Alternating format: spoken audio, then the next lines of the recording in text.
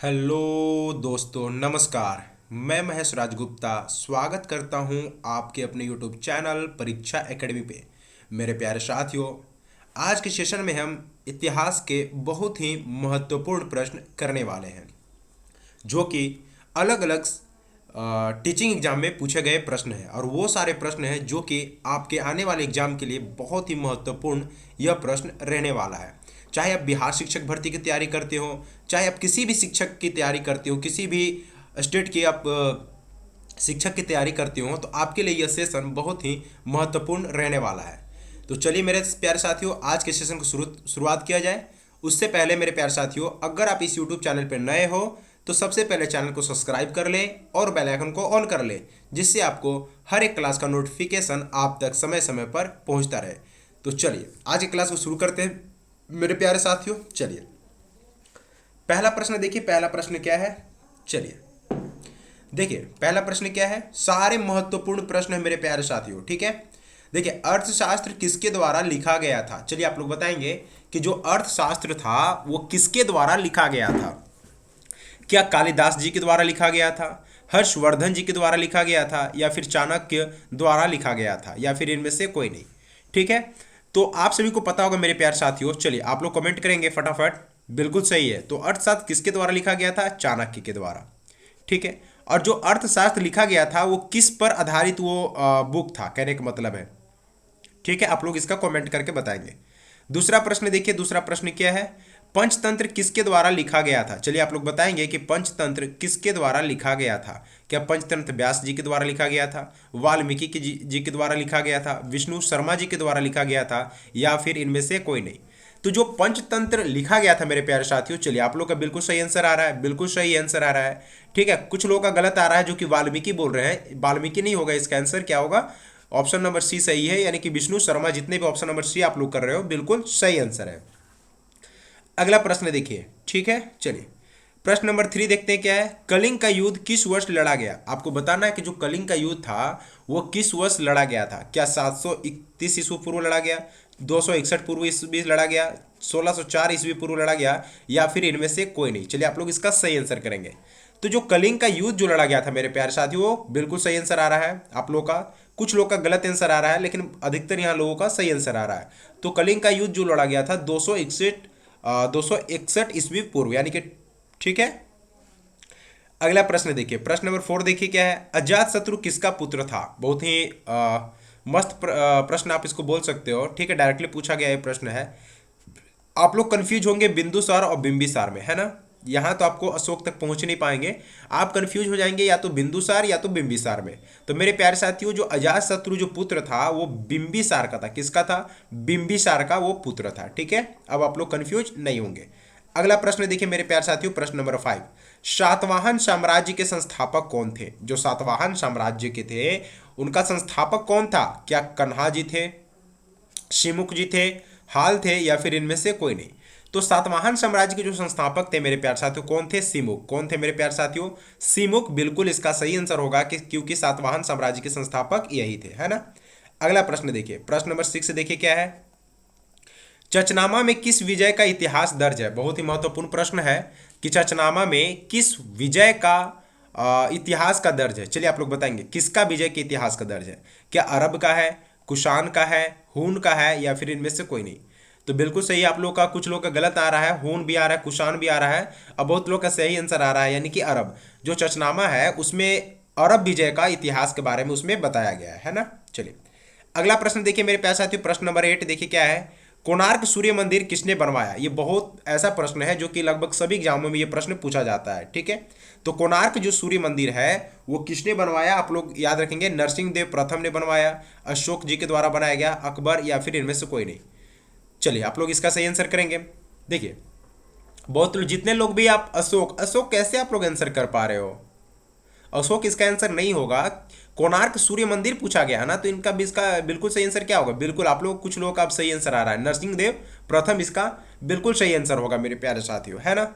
अगला प्रश्न देखिए, प्रश्न नंबर शायद 8 फिर से हो गया है ना।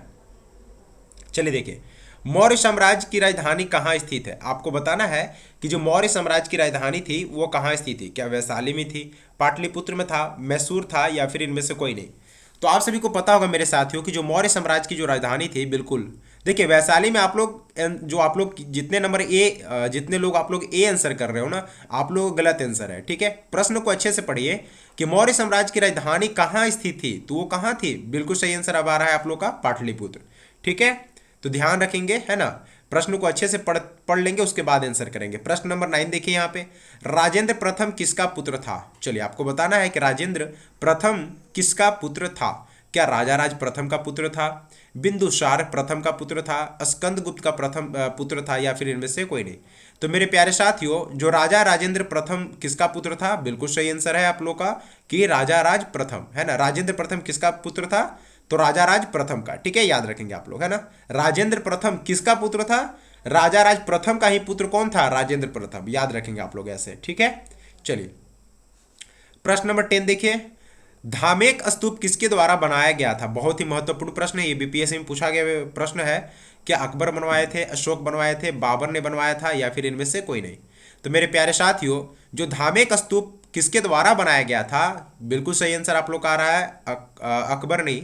ठीक है, अशोक इसका बिल्कुल सही आंसर होगा। क्या हो जाएगा, ऑप्शन नंबर बी वाले बिल्कुल आप लोग सही हो, है ना। चलिए अगला प्रश्न देखिए मेरे प्यारे साथियों, प्रश्न नंबर 11, हुमायूं का मकबरा कहाँ स्थित है। चलिए आप लोग बताएंगे कि जो हुमायूं का मकबरा है वो कहाँ स्थित है। क्या दिल्ली में स्थित है, आगरा में स्थित है, या फिर पटना में स्थित है।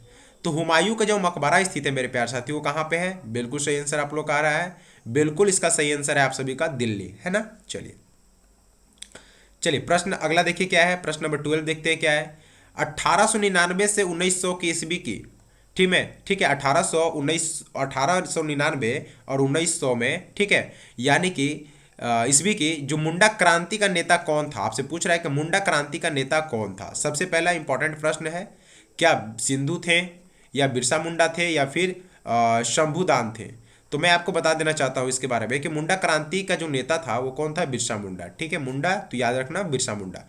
पूछा जाएगा मुंडा क्रांति कब से कब, तो कहीं कहीं ऑप्शन में आपको देखने को मिल जाते हैं, ये दोनों ऑप्शन आपको मिलेंगे। ठीक है, यानी कि 1899 से लेके 1900 भी आपको ऑप्शन में मिलते हैं। ठीक है, तो कहीं कहीं आपको देखने को मिलता है दोनों डेट। ठीक है, तो जब दोनों डेट अगर ऐसे मिले तब तो आपके लिए सही हो जाएगा, लेकिन अगर ऐसे मिले तो आप 1900 ही करना। क्या करोगे, आप 1900 सही करोगे। ठीक है, मुंडा क्रांति कहाँ पे, आप याद रख लेना, ये जो बिरसा मुंडा कहाँ के थे, रांची के थे। ठीक है, आप याद रखना कहाँ के थे, रांची के, आप याद रखेंगे, है ना। चलिए अगला प्रश्न देखिए मेरे प्यार साथियों, प्रश्न नंबर 13, 1857 का विद्रोह मुख्यतः, ठीक है, 1857 का जो विद्रोह हुआ था वो मुख्यतः किस कारण से असफल रहा। चलिए बताएंगे आप लोग। क्या हिंदू मुस्लिम एकता की कमी थी, किसी समान योजना और केंद्रीय संगठन की कमी थी, जमींदारों की सहभागिता की कमी थी, उपयुक्त में से कोई नहीं, या फिर उपयुक्त में से एक से अधिक। तो चलिए इसका अगर यहाँ पे हम लोग इस चारों ऑप्शन में से अगर हम बात करेंगे इसका आंसर की, तो 1857 का जो विद्रोह का मुख्य कारण था असफल होने का, वो था किसी समान योजना और केंद्रीय संगठन की कमी थी। ठीक है, इस ऑप्शन में आपका बिल्कुल सही आंसर यही आ रहा है ना। चलिए अगला प्रश्न देखिए, प्रश्न नंबर 14, नील कृषकों की दुर्दशा पर लिखी गई पुस्तक नील दर्पण के लेखक कौन थे, है ना। नील कृषकों की दुर्दशा पे जो लिखी गई एक पुस्तक थी नील दर्पण। आपसे सबसे पहला प्रश्न यहीं से पूछ लेगा, प्रश्न में से ही प्रश्न आपको समझिएगा। आपसे पूछेगा कि नील दर्पण के लेखक कौन थे सबसे पहले, तो मैं आपको बता देना चाहता हूं। चलिए पहले ये बताइए कि नील कृषकों की दुर्दशा पे लिखी गई पुस्तक कौन थी, तो आप बताएंगे कौन था मेरे प्यार साथियों, नील दर्पण। क्या था, नील दर्पण ही था जो कि नील कृषकों की दुर्दशा पे लिखी गई एक पुस्तक थी। अब आपसे पूछेंगे कि नील दर्पण के लेखक कौन थे। क्या रविन्द्रनाथ ठाकुर थे, दीनबंधु मित्रा थे, बंकिम चंद्र चटर्जी थे, या फिर उनमें से कोई नहीं, एक में से अधिक। तो मेरे प्यारे साथियों, जो नील दर्पण के लेखक थे, बिल्कुल सही आप लोग को सही आंसर आ रहा है, दीनबंधु मित्र, है ना, याद रखेंगे। तो नील कृषकों की दुर्दशा पे लिखी गई पुस्तक नील दर्पण, नील दर्पण के राइटर कौन थे, दीनबंधु मित्र थे। समझ में आ गया सारे प्रश्न। चलिए अगला प्रश्न देखिए, प्रश्न नंबर 15, जो कि बार बार प्रश्न में पूछा जाता है ये, है ना। झांसी की रानी लक्ष्मीबाई की मृत्यु कहाँ पर हुई थी। इसके साथ साथ में आप बताएं कि झांसी की जो रानी थी लक्ष्मीबाई, वो 1857 1857 की जो क्रांति में वो कहाँ से लड़ रही थी, आपको बताएंगे। तो आपको यहाँ पे क्या है, झांसी। ठीक है, तो याद रखना झांसी से कौन लड़ रही थी, रानी लक्ष्मीबाई। ठीक है, 1857 में। अब कानपुर से पूछे तो नाना साहब बता दोगे, है ना। चलिए तो क्या झांसी ही हो जाएगा, यहाँ पे झांसी लिखा हुआ था, है ना। कानपुर हो जाएगा, ग्वालियर हो जाएगा, इनमें से कोई नहीं, एक में से अधिक। तो मेरे प्यारे साथियों, झांसी की रानी लक्ष्मीबाई की मृत्यु कहाँ पर हुई थी? बिल्कुल सही है, कहाँ पे हुई थी? ग्वालियर में। ठीक है मेरे प्यारे साथियों, कहाँ पे हुआ था ये?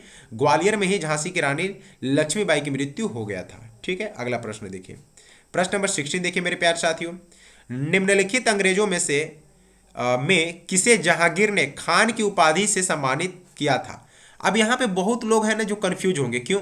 क्योंकि उनको पता है कि सर टॉमस रो भी जहांगीर के दरबार में आए हुए थे। ठीक है, एडवर्ड ट्योरी तो नहीं आए थे, है ना, तो इनको छोड़ दो। और हॉकिंस भी, दो ऐसे विद्वान थे जो सबसे पहले कौन आए थे? सर टॉमस रो जहांगीर के दरबार में आए थे, उसके बाद कौन आए थे? हॉकिंस आया था। लेकिन इन दोनों में से खान की जो उपाधि से सम्मानित किया गया था जहांगीर के द्वारा, वो कौन थे? सर टॉमस रो थे या फिर हॉकिंस थे? चलिए आप लोग इसका सही आंसर करेंगे। मैं आप लोग का इसका आंसर देख रहा हूं कि कितने लोगों का इसका सही आंसर आता है ना। और कोई भी अपना आंसर नहीं बदलेगा फिर, है ना, एक बार सही आंसर आप लोग करोगे। तो देखिए, बहुत लोगों का सर टॉमस रो भी आ रहा है, बहुत लोगों का हॉकिंस भी आ रहा है। तो जितने लोगों का टॉमस रो आ रहा है वो सभी लोग क्या हो जाएंगे? गलत। क्यों?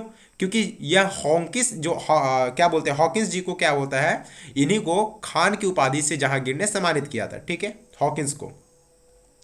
अगला प्रश्न देखिए, प्रश्न नंबर 17 देखिए क्या है, भारत में आधुनिक शिक्षा प्रणाली की नींव किसके द्वारा रखी गई थी? कौन से अधिनियम या फिर किसके द्वारा बोल सकते हो? तो इसको ज़्यादा नहीं हम लोग बताते हुए डायरेक्ट मैं बता देता हूँ कि 1835 के मैकाले के मिंट्स के द्वारा ही भारत में आधुनिक शिक्षा प्रणाली की नींव रखी गई थी। ठीक है, आप लोग इसको याद कर लेंगे डायरेक्ट, है ना। चलिए अगला प्रश्न देखिए, प्रश्न नंबर 18 देखिए क्या है मेरे प्यारे साथियों, पटना से प्रकाशित होने वाली प्रथम अंग्रेजी अखबार कौन था? बहुत ही महत्वपूर्ण प्रश्न है, एग्जाम में बहुत बार पूछा गया, बहुत बार पूछा गया सारे एग्जाम में। दी मिरर, ठीक है, द इंडियन नेशन या फिर द बिहार हॉरेल्ड, इनमें से कोई नहीं, उपयुक्त में से एक से अधिक।